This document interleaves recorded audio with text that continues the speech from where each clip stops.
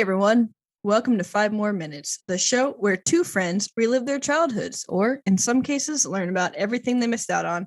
I'm Kendra. And I'm Scott. And this week I have a corny joke for Kendra. All right. So you ready for it? Oh, yeah. Which knight invented King Arthur's Round Table?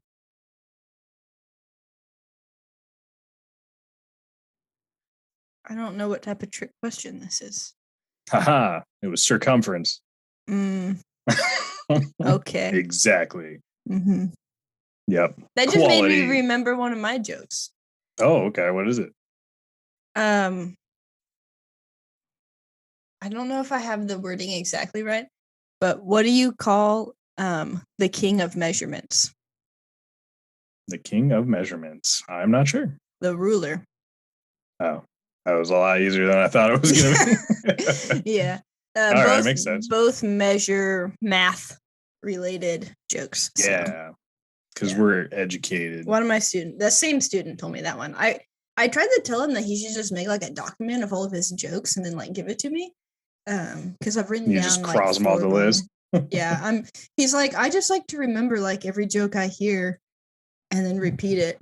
And I was like, that's why you gotta have a Word document, man, so you're always prepared, you know. True. What you doing, man? Oh yeah. All right. Well, last week we talked about Dragon Ball Z. Oh yeah. And I was naming the episode and I accidentally numbered it wrong and had to go back and edit it because I thought we'd only covered Dragon Ball Z 3 times, but we'd covered Dragon Ball Z 4 times. So it was episode 5. But this week we're talking about the Legend of Vox Machina, which is Critical Role's like anime type show that came an animated series, if you will. Yeah, an animated series. And it's kind of an anime style though. Is it? I don't know. Kind of. Kind of like Voltron. Like Voltron, the new Voltron is kind of in that same style. I don't know what that is, but sure. It came out at the end of January, and there's going to be 2 12-episode seasons. Maybe they'll make more. I don't know. But it was funded on Kickstarter. And I think I did mention this a little bit in the Critical Role episode, but I thought I'd, talk about all the details again because, I mean, that's pretty cool, you know? Yeah. 88,887 backers pledged over $11 million. So it like blew past what their, what they were expecting to, get. So I think no one could be that last 88,888. You're just one off. For real. So their goal was 750,000. So they really just a little bit past, what they were expecting. So I'm not sure, honestly, what they were originally having this planned out to be, since most of it was updated. And they actually blew past their thing in the first day, within a couple hours. They had completely blown past their goal. But yeah, I mean, fancy goals. I mean, that's cool. Being met. Yeah.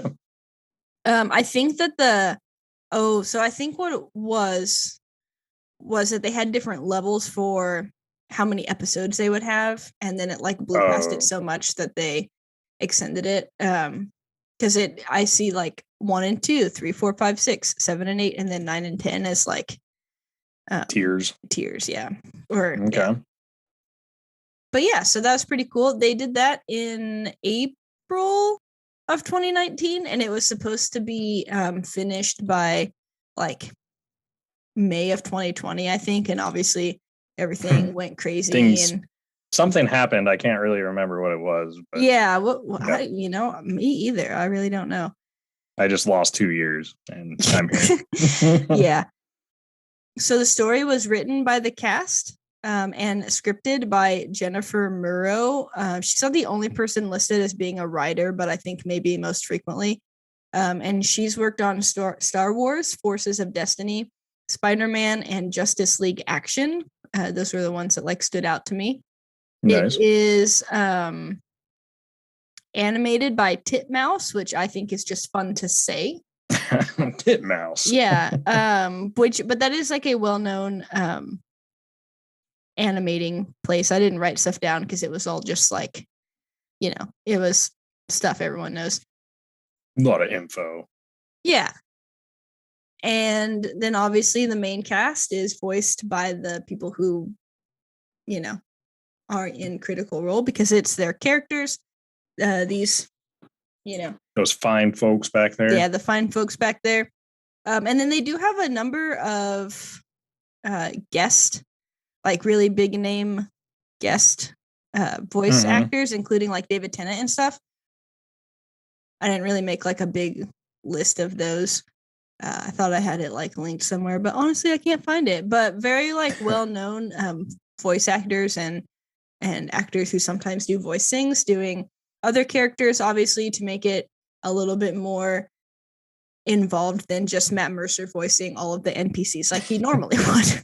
Right. But he does still do quite a few of them. Yeah, he does do several of them still, obviously. So, yeah. So, the good thing about this is that it's its own adaptation of their campaign with its own canon. And Matt Mercer tweeted that so his tweet is canon, so that's what had to quash all of that already. Yeah. So it says that they include as much of the OG canon as we can, but the actual campaign / stream still remains and is the original core canon. Right. So essentially they're following a similar like arcs and going to similar places, and the characters have like the same backstories and stuff, but what's happening in the animated series isn't necessarily exactly what's happening in the campaign. And I think this is also supposed to be, no, it's not, because I don't know if it's starting. I think it's just different because their campaign 1 starts like after they've been playing their game at home for a while. So you don't necessarily get like all of the backstory like if you're watching their old stream, because they'd already been playing for quite a bit of time before, before they started filming it with Geek and Sundry. But yeah, so far there are 12 episodes. They released in sets of 3, and there will be another season. I don't know if that's like in a whole year. There's probably a date floating around, and I just don't know that. But really quickly, I'm going to go through the main cast and characters just to get that good stuff. Who's who and what's what and all that stuff, Oh, yeah. Who's who knows who's related to who. Oh, yeah. You get it. All right. So you have Laura Bailey playing Vex, who is a twin. She is a half-elf ranger / rogue, and her twin is played by Liam O'Brien, who plays Vax. They have longer names, Vaxeldon and something. Actually, don't really know Vaxeldon. Like Vexalia or something. Vaxeldon and Vexalia, I think. Anyways, I've never watched campaign 1, so forgive me. But I'm only going to read their backstory once because it's the same. So they were born in Byrodin, and they were raised there by their mother, Elena, until they were taken to live in the elven city of Singorn at the direction of their father, Sildor Vesser. And remember, they're only half-elf. Right. So I believe that their mother was human. I'm reading this because it was from her perspective, but they were unhappy and left in their early adulthood to be on their own.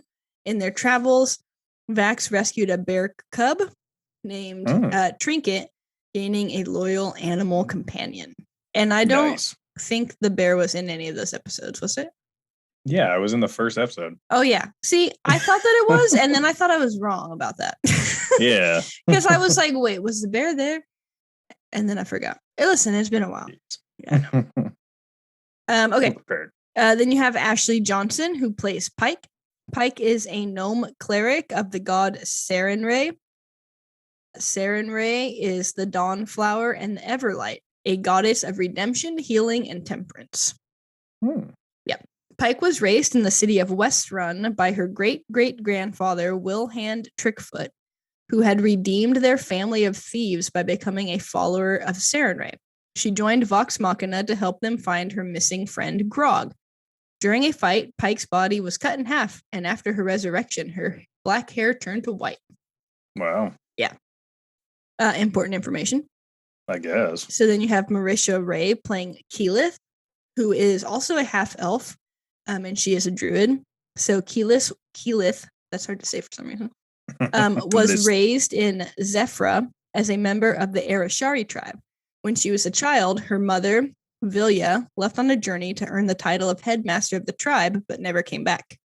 If you watch campaign 2, you do get a resolution for that, actually, because holy crap, because that gets tossed in there a little bit. Yeah, she was the only one who had a little bit of more backstory from her campaign 1 character in campaign 2. Look at that. Maybe that's because she's the wife of the DM. I don't know. Playing favorites over. Jeez. After reaching adulthood, Keyleth left her home to attempt the Aramenti herself, which is, I think, what the name of leaving to earn the title of headmaster maybe is. And the Arashari tribe guard the portal to the elemental plane of air. Okay. Yep. Then you have Taliesin Jaffe playing Percy. Percy is a human gunslinger, which is a subclass of fighter created by Matt Mercer for a fighter proficient in firearms. So if you want someone to have a gun, yes, that's what you play. And that is an official D&D subclass now. So is another one he created, which was Blood Hunter. So you can play those, and it's legit. Interesting. Percy's family once ruled the city of Whitestone, but when he was young, they were overthrown and murdered by the Briarwoods, Anna Ripley, and their allies. Percy fled, his hair turning white from the trauma, and he wandered aimlessly for several years. He was eventually visited in dreams by the shadow demon Orthax, who gave him the knowledge to build the very first firearm in existence, the List. Oh, okay. Yeah, and there seems to be a pattern with their hair turning white due to trauma. Yeah, seems that way. Yeah. Physical, emotional, all the above. Mm-hmm. So then you have Sam Riegel, who plays Scanlan, who is a gnome bard. Very wild, Scanlan. He's a wild little character, man.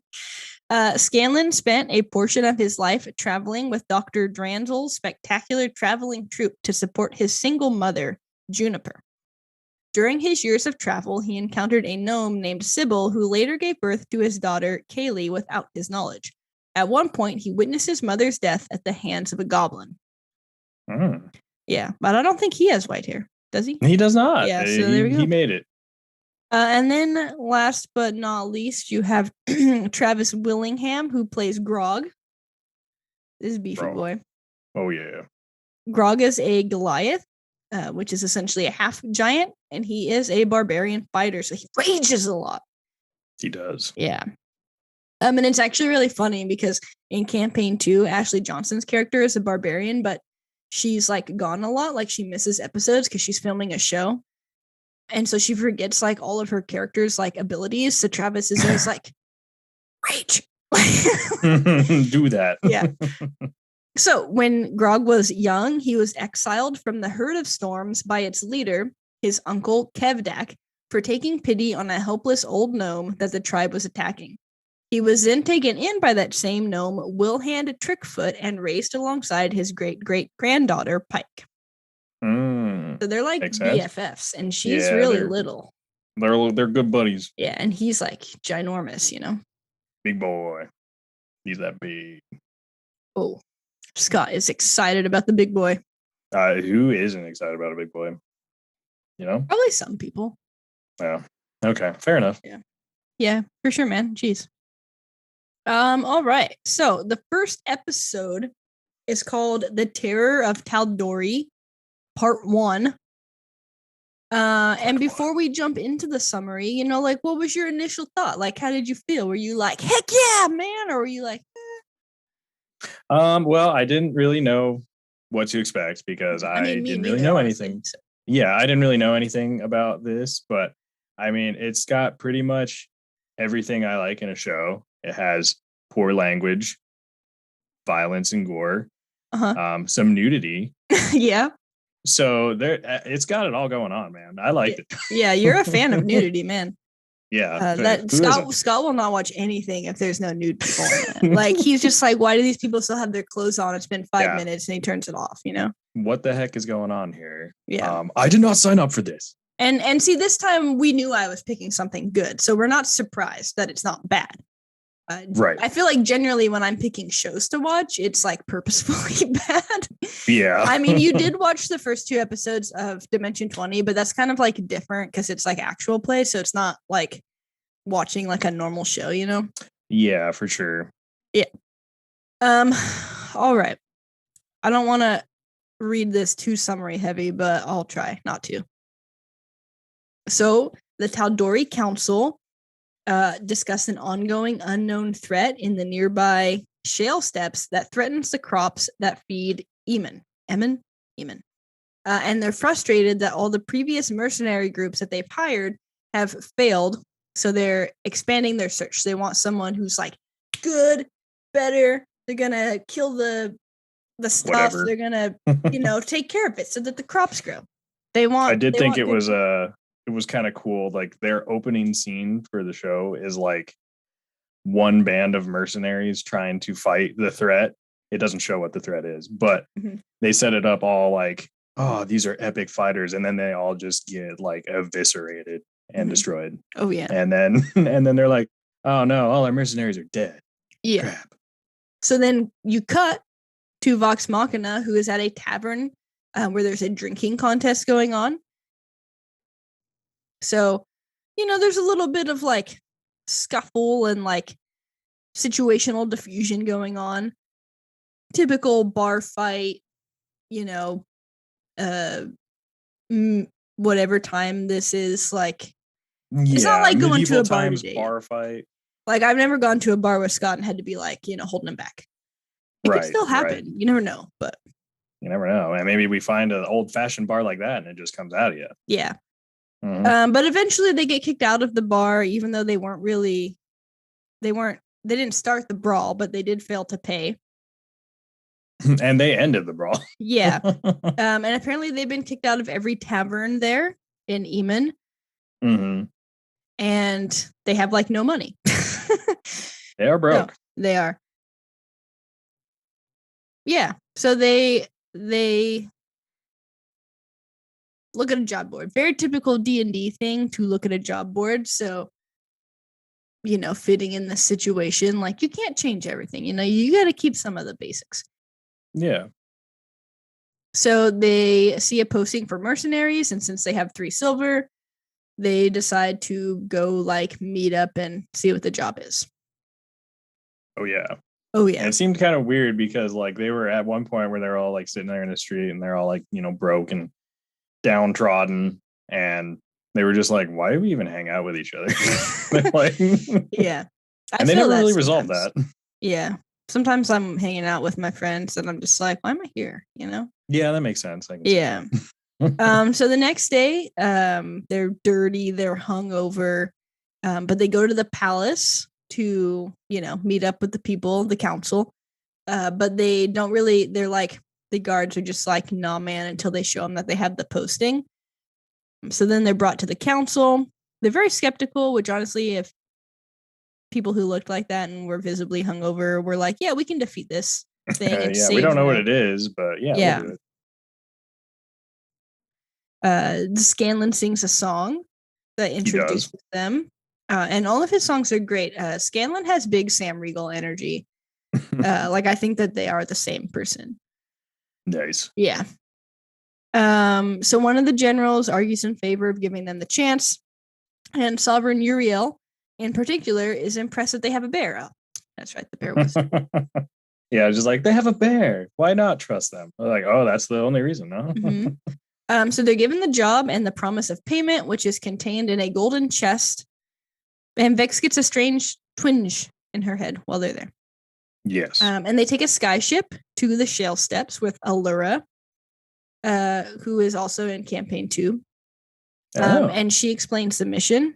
they drop them off, and they're in a village, you know, trying to figure out where they're doing, what they're doing, Where they're doing, where they're where they going, wandering going. around, speaking to villagers. Mm-hmm.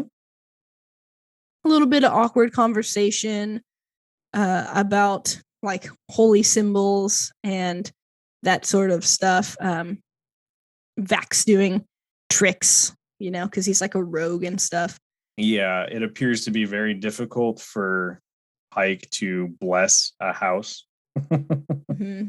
So that was interesting. There's just a lot going on when they're there, you know? Yeah. A woman's daughter does tell the party that the creature who's been destroying everything flew overhead while it attacked. And with his information, Vax notices a ruined tree at a mountain peak overlooking the village.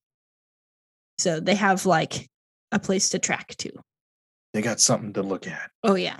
Vex tracks the creature through the wilderness, noticing that the tracks eventually become human like. She feels a pain in her head again and warns the party that the creature is close. However, the party merely comes upon a lamb, and while they're laughing, a massive blue dragon attacks them. Yes. So it's kind of like that thing where it's like being a sheep, but then you're not a sheep, you know? Yeah, like a wolf in sheep's clothing. Yeah. Only a dragon near a sheep, but same thing. Yes. It's same principle. totally the same thing. They attempt to fight the dragon, but they're barely able to damage it, and it spews electricity towards them. So they only survive because Keyleth used her magic to hide them until the dragon left. After the fight, they like heal each other. They're afraid of the dragon. They're having mental breakdowns. They contemplate abandoning the mission, but Pike insists that they should attempt to help the people. She's like, no, we have to help these people, you know? But she fails to convince them. Vex explains that the pain in her head indicates someone on the council is working with the dragon. And so they decide to never return to Emon for their safety. So they head back to the village. Once they get back to the village, they discover that it has been destroyed. Mm-hmm. And they're upset about this, especially Vax. Mm-hmm. And they locate the family they'd spoken to earlier, and they're all dead except for the boy, a boy that he gave a silver to, and he's dying. Pike is too exhausted from healing Grog to save him, and he dies. And Vax sadly pockets the bloodied coin. He does. So they now decide that they need to fight back on behalf of the village, even though it scares them. Yes, it scares them a lot. They have like a heavy metal dragon that breathes blue electricity. It's pretty dope. So they're just getting ready to party, and they're going to do what they can to beat it, basically. Yeah. But that's episode 1. They care deeply about this people that they barely met, that they had strange interactions with, and they want to essentially avenge them. Yeah. And it's kind of interesting that you are kind of thrown in this story with this whole group already being assembled. I don't know if they're going to plan to give you any actual backstory in the show about how they all came together, but that would kind of be interesting. I haven't finished watching the first season yet, because after we decided we were going to do this, I was just like, I'll just wait and watch them like before we record, so I don't have to rewatch them. So I've only seen the first 6. Yeah. Because they do give you like, obviously this first little like arc is giving you backstory about Percy. So I don't know for sure like how, like, or if they're just kind of throwing you in because most people who watch the show will have some knowledge of like the campaign, so they're just like, oh, it's just a bunch of people who are now together. But yeah, and it might be kind of like fun little Easter eggs for only people that pay attention to the campaign. So yeah, because like the character descriptions are that I read are listed from the show, but they're also on the wiki, so probably made by people who like have seen the campaign. Yeah, so they kind of already know what they're doing. Yeah, but I mean, they could even do that through like some flashbacks and stuff too. So I'm not really sure. Sure. All right. So, episode 2, The Terror of Tal'Dorei, Part 2. Well, what a title. Oh yeah, it's kind of like I forget what is the first episode of Friends called. I just feel like it's how Friends episodes are called, like the one where, like every single episode. I did not know that actually. Oh, So. you didn't? Like all 10 seasons. I think the first one, oh yeah, the first one is called the one where Monica gets a roommate. Oh. Yeah. Gotcha. Yeah. So every single episode is the one, and then that one time at band camp. Yeah. Like I think the final is called like the one where it ends or something like that. They're all named something like that. So the one where the world ends. Whoa, that's dark for Friends. Intense. All right. Episode 2. General Craig. Is that how they were saying that? Krieg. Yeah. Rallies the arms of Iman at their military encampment. But during the night, the Blue Dragon attacks, killing most of the soldiers. In Iman, Vox Machina reports back to the council that the unknown threat is a Blue Dragon. Though the council already knew this. So, they kind of showed up. They're like, it's a Blue Dragon. And they're like, we know, idiot. The council expresses little faith in them, and Krieg suggests mustering Iman's troops instead. There's some protesting to that, but Sovereign Uriel approves the plan. Vex feels the painful twinge again. Outside, Vex tells the group that someone on the council is working with the dragon, and they suspect Gregory Fince. How would you like that to be your name? Yeah, I'm not a huge fan of either of those names. So what? Uriel? Yeah. Yeah. Or Fince. It's a fantasy land. But the name Gregory, I don't know. Gregory. So after that, they split up to prepare for their mission. Yeah. They're getting ready because they send a couple people to go track Fince because they think he's sketchy. And then I forget what the other two are going to like try to find info on how to kill a dragon. Yeah. The opposite of how to train a dragon. Yeah, they don't want to train this dragon. This dragon's been trained and it has been trained to kill. Yeah, so Pike and Vex are the ones who are seeking information on a dragon's weaknesses. So they visit Gilmore's Glorious Goods. And I think that's just a great name. Yeah, it was a pretty fabulous place, it looked like, too. Yeah. So Sean Gilmore greets them and flirts with Vex, cautioning that most Aloran dragons is fanciful and useless. Gilmore reads an excerpt from a book, Dragons Will Be Killed Where Two Rivers Meet. Vex thanks him and tells Gilmore he owes him dinner. And plus a little more is what Gilmore said. Oh, yeah. See, Scott likes this sort of thing. Yeah, it's a good time. Yeah. Grog and Scanlan see Fince while drinking in the town square and track him to a large estate. They notify the rest of the party and sneak into the estate, which turns out to be Krieg? How do I do? Yeah. I don't know why that's hard. Krieg is correct. Because it's not. You said like Crag. It's not spelt I don't know. It's not spelt how I think it should be. They suspect that Fince is trying to assassinate Krieg. Descending into the cellar. Did I say it right that time? Yeah. They find Fince stealing scrolls and accuse him of trying to kill Krieg. As Fince tells them he is gathering evidence, Krieg suddenly kills him. The party realizes that Krieg must be working with the dragon. Krieg disappears into the next room, and when the party follows, they do not find him. True, they do not. Yeah. It's an empty room full of magical items. I mean, who wouldn't want that, though? Yeah, that's pretty dope. The group searches the room for a hidden exit. Keyleth notices a rug depicting 5 chromatic dragons. Grog gets distracted by a pin-up tapestry of a red dragonborn woman. I wonder if you can buy that online.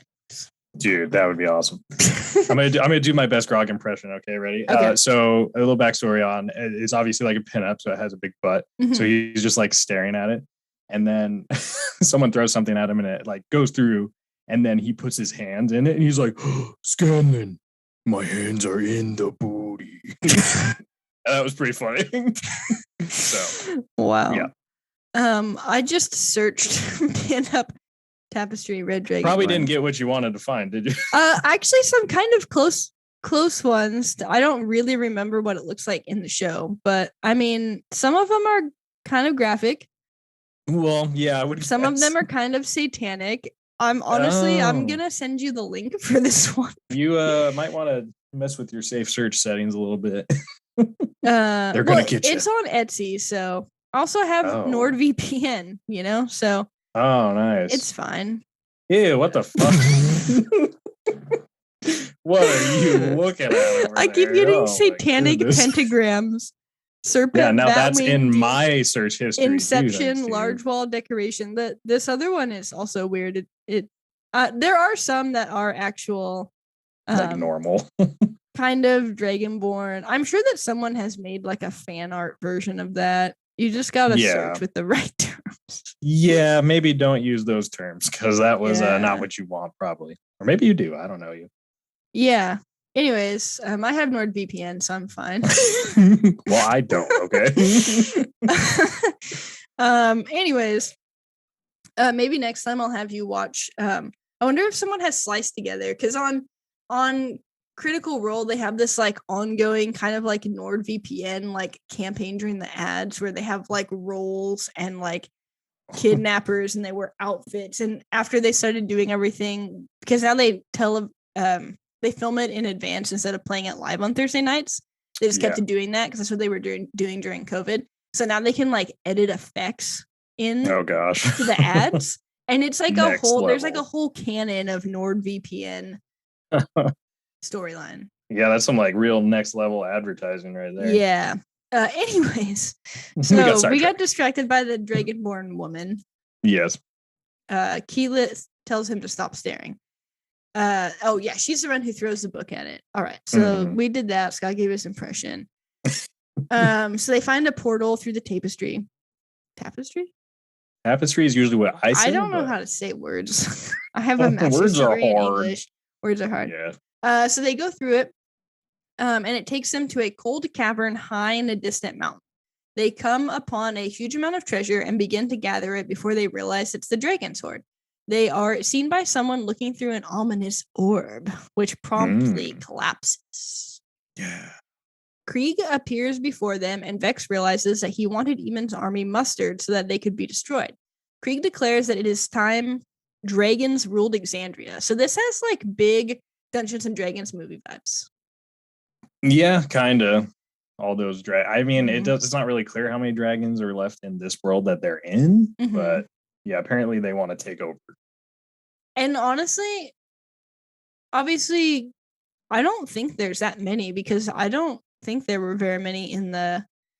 Well, they made it sound like they were pretty rare when they said it's a blue dragon or whatever. Yeah, because in the second campaign, which takes place in the same world, just a different continent, I know that they had like some ice dragons when they were in the cold part, but I don't think there were really like, dragons just everywhere. So Krieg transforms, revealing himself to be the blue dragon. Brimscythe.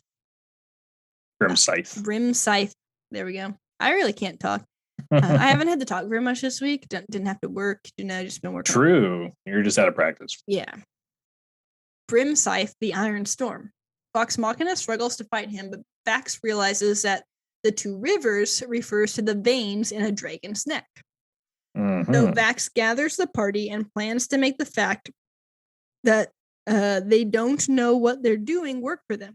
They appear before Brimscythe, arguing amongst themselves how to proceed. When Brimscythe attacks, Scanlan reveals that it was an illusion. The party successfully attacks Brimscythe's throat, and Grog deals the killing blow. With Brimscythe dead, the lair crumbles, and they escape with only a very small amount of treasure. And isn't this where Vax like tosses the silver thing in? Yeah, right before he's about to leave through the portal again, he kind of looks and he flips the bloody silver coin, kind of like, "Don't worry, kid, we got revenge." Yeah. Maybe their troubled upbringing makes him care more about children or something. Yeah, maybe. Uriel rewards Vox Machina with an honorary membership on the council. Honorary membership, and I think this is why, because in campaign 2 they are obsessed. Every time the council is mentioned, they ask Matt who's on the council, and it's because they want to know if they became actual members on the council or not. It got brought up like so many times. Like At first I He's was just like, shut up. yeah, Stop at first I asking was me. like, what's the deal? I think I like looked it up once because I was like, I don't get it. Yeah, makes sense. And ownership of a nearby keep meant to keep them close by to defend the city from threats. He informs them that the council suspects Krieg was part of a conspiracy, so an upcoming banquet has been arranged to discuss this. Vox Machina is invited, and various signatories are already traveling to Emon to attend. Outside of Emon, a carriage driver, Desmond, informs Delilah Briarwood that the road is blocked. She instructs him to go around, but Silas Briarwood exits the carriage to personally clear the road. He is accosted by bandits, but he easily tears them apart, literally, and he has a good time doing it. Yeah, and re-enters the carriage as if nothing happened, honestly. And they continue towards Emon, and that's kind of foreshadow into episode 3. Indeed. And that pretty much wraps episode 2. They get their revenge on the dragon and get somewhat of a reward. Oh, yeah. I'm just looking at the cast to see if there's any big names in here for people. Probably some of them are, and I just don't know. Carrie Payton, he's like a guest star. I forget what else he does. Oh yeah, this one has David Tennant. He's General Krieg. Yeah. So he's in the first 2 episodes. Yeah. Yeah, I remember I looked through all these, and they are like decently well-known people, just not people that I know. So, yeah. So that's episode 2. So we're gonna talk about episode 3. We're talking about the first 3. This one is called The Feast of Realms. Ooh. Oh yeah. Better title. This also, I'm on the fandom, criticalrole.fandom.com/wiki/the feast or the _feast_of_realms. And this website has so many video ads. And I keep trying to click the X to close them, and then it pops up things. Pisses me off. It's like the Hydra's head. Yeah, sure. And then if you scroll down, the video goes into the bottom right hand of your corner. I hate that so much. Yeah, it's just annoying. This is their banquet, the one that we mentioned in the last one. Right, it's the same thing. So the Rollo family talks and laughs together. The scene is interrupted by Percy and one of his sisters fleeing in the night, and the DeRollo family is Percy's family also. Bleeding and chased by dogs, and by the family being slaughtered by assassins. As they flee, Percy's sister is shot by multiple arrows, and she falls. So this is a little bit of flashback story. A little bit, yeah. The now adult Percy wakes in bed from his nightmare, and after a moment leaves his room. He runs into Vex, who asks if he had a bad dream. He responds, "Is there any other kind?" So edgy, dude. I don't know. How was that impersonation? It needs a little work. I need you to get a little lower. Is there any other? Yeah, we'll go with that. We'll workshop it. We should make a screenplay, honestly. Yeah, there you go. We could just have a podcast where we screenplay. We could have just a podcast where we just try to do characters' voices. I actually found a podcast, just this side note, where I was looking for stuff for my sci-fi fantasy horror class. Mm-hmm. And it's a podcast where they read fantasy stories, and some of them are very obscure, not really well known, but they're just reading someone's story. So they have a whole cast of people to read different parts. And I was like, this is kind of interesting. I could maybe use this, but I don't want to. Yeah, that's kind of an interesting thought. I mean, also there are fiction podcasts that one we were watching, Archive 81 or whatever. Yeah. That actually has multiple people who read roles, and I just don't listen to that type of podcast. So, and until we watched that and you told me, I didn't even know there were podcasts that. But there's probably a podcast for anything you can think of. I guess. I knew it was a podcast and stuff because I remember seeing it advertised as that. But I didn't really know I knew it was fiction, but I didn't really know much about it. Kind of want to keep watching that though. That was good. Mm-hmm. Okay. During breakfast in their new keep, Allura arrives to remind them of Uriel's feast tonight. She expresses concern about their manners. I feel like, Scanlan and Grog probably not the most, well-mannered people. But Percy assures her that he will brief them all on proper behavior. Vox Machina arrives at the banquet in their finery and reluctantly surrenders their weapons. Percy is enthusiastic about the banquet and the chance to feel respectable again. However, Delilah and Silas Briarwood's arrival from Whitestone is announced, causing Percy to panic. Because, I mean, it makes sense. Yeah. Scars. Battle scars. I mean, he has white hair for a reason. Emotional scars. Vex notices and he tells her that the Briarwoods took everything from him. As the Briarwoods are staying in the castle, Vex slips away to search their room for any indications of their plans.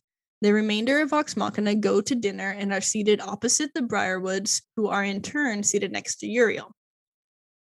And they definitely know who Percy is also.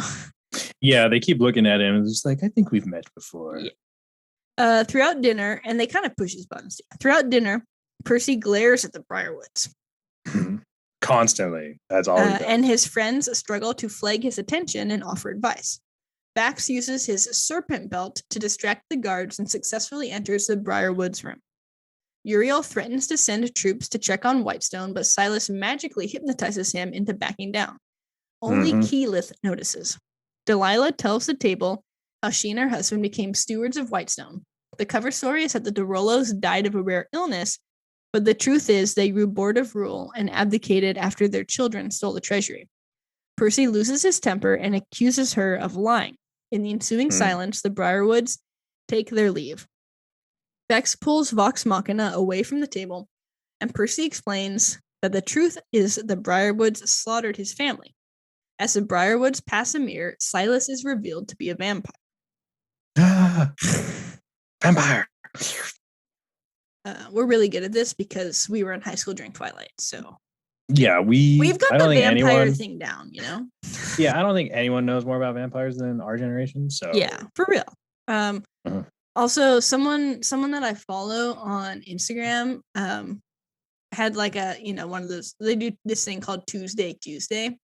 And they posted, someone asked the question like Team Edward or Team Jacob, and she wrote that she like despises the pale one.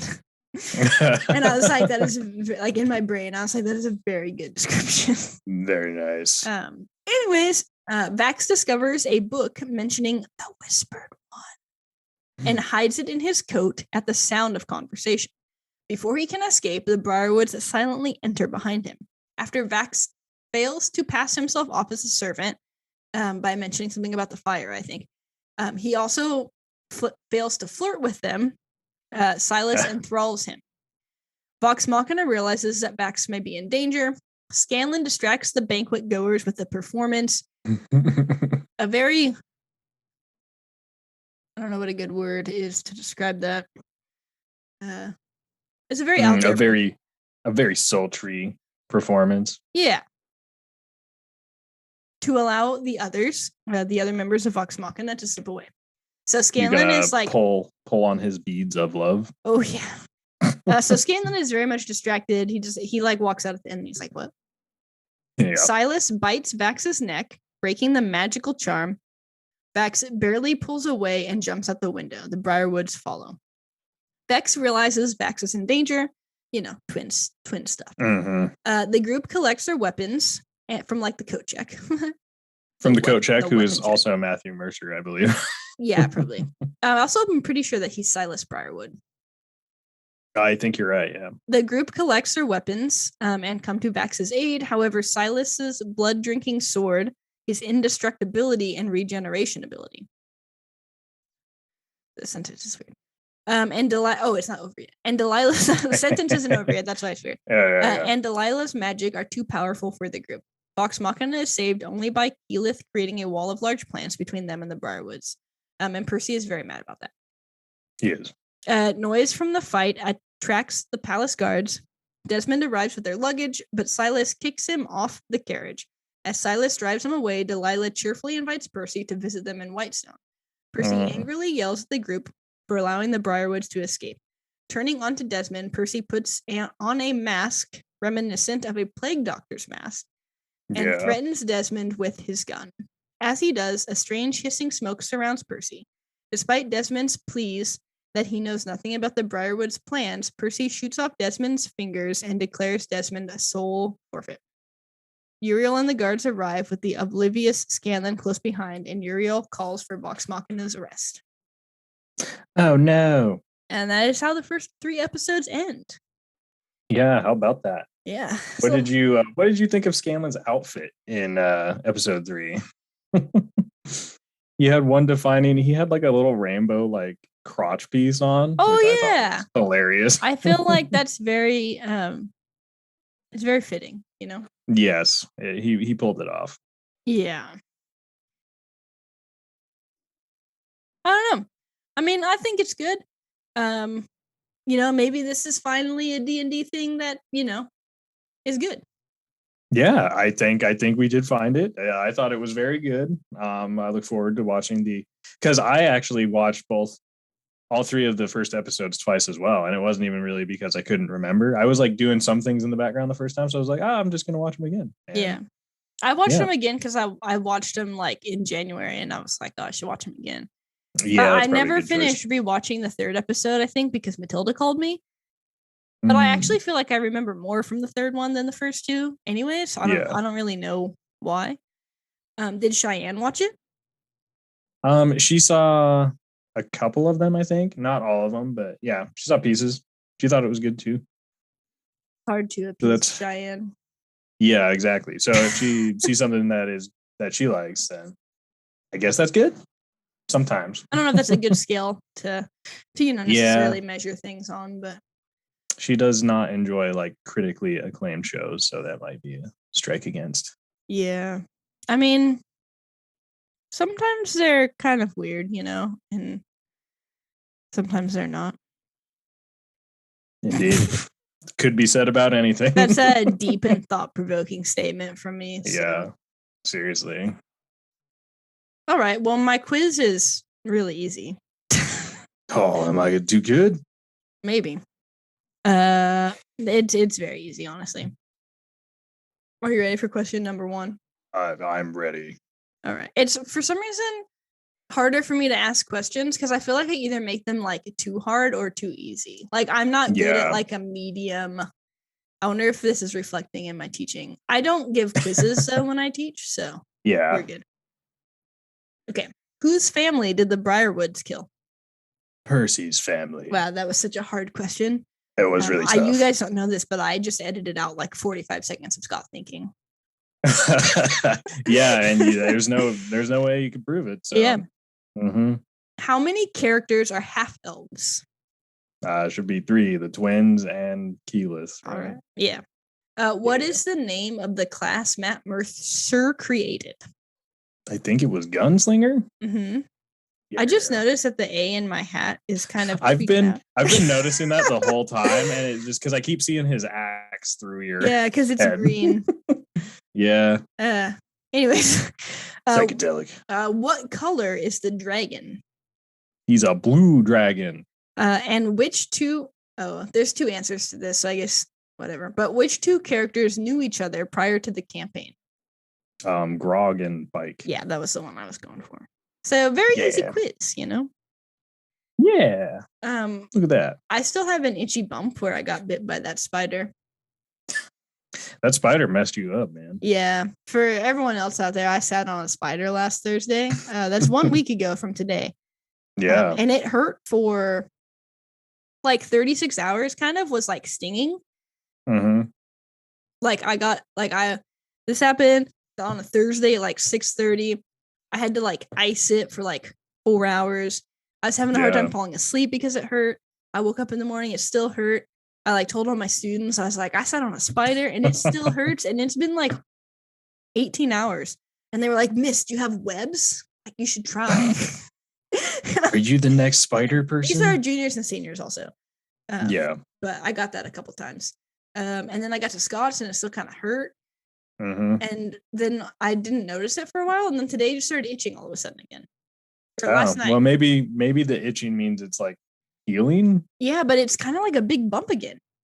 Hmm. But I guess maybe it was just, maybe I didn't know and there was always a bump there and then it started itching. Don't sit on spiders, guys. Don't do it. Yeah. And it must have killed itself in its effort to there's get you. definitely one noticeable bump, but I feel like it might have bit me more than one time. I don't know. I think I it suppose was it's just possible. a black house spider. Mhm. Maybe it was a male, Black Widow. I don't know. I don't think so though, because it's in my living room. I feel like that's weird. Also had Yeah. a really big black cricket in my basement that I was just watching for a few days while I was working on my dice. And then Okay. I was like, it's in a spot where I can kill it now. So I killed it. I Kill just it. like tossed a paper towel on it and then stepped on it. But Wow. the first time I tossed a paper towel on it, it jumped out and it was like trying to attack me. A cricket. Well, like jumping towards me, like in Yeah, I get defense, what you're saying. It came at me with a knife. Listen, it's not what I meant. Jeez. Yeah, I get you. I get you. But yeah, I mean, I think that's pretty much all we have to talk about. Next week we'll be doing some more Dragon Ball Z, which means I need to watch more of the abridged version.